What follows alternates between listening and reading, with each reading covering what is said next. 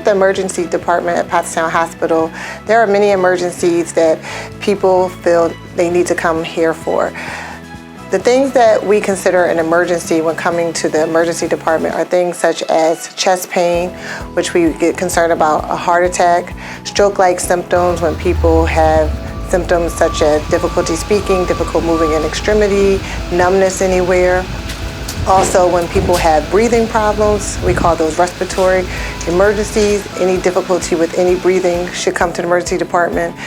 Other things such as allergic reactions, where someone can have anaphylactic reaction, they can't breathe, they have intense swelling of their face, mouth, throat, can't swallow. And definitely when you have a small infant that is not breathing or not appearing well, high fever, seizure-like activity. These are things that we here at Pottstown Emergency Department consider a true emergency, and you should come directly to the emergency room immediately.